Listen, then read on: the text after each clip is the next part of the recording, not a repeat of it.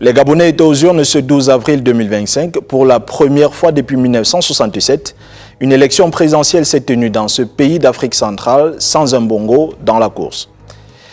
19 mois après son coup d'État, le général Brice Clotaire Oligui Nguema est élu avec plus de 90% des voix. Un plébiscite pour cet ancien chef de la garde républicaine, désormais en civil, qui promet de reconstruire le pays.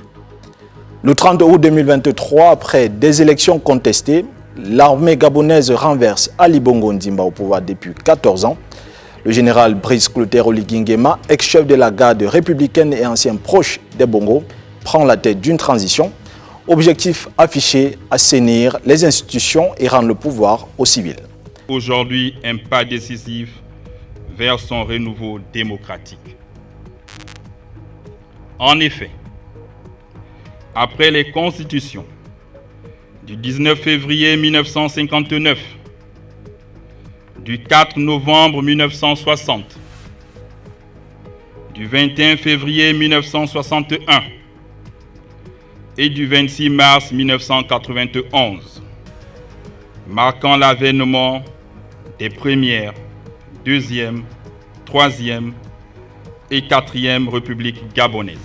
Pourtant, en janvier 2025, une nouvelle constitution est adoptée permettant aux militaires de se présenter et Oligui Nguema annonce sa candidature.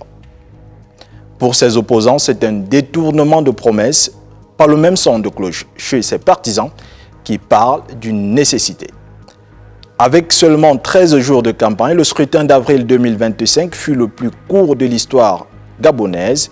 Sur les 8 candidats autorisés, seul Alain-Claude Bilibinzié, dernier Premier ministre sous Ali Bongo, a émergé avec 3% des voix exprimées.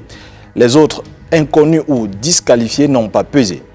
Les observateurs et la communauté internationale saluent un scrutin apaisé, une première depuis des décennies. Au cours de ce septennat, Brice Clotaire Oligui Nguema aura à relever plusieurs défis.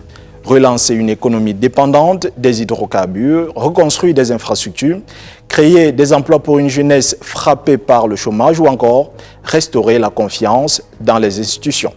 Après un coup d'État, une élection et un score sans appel, le Gabon entre dans une nouvelle ère.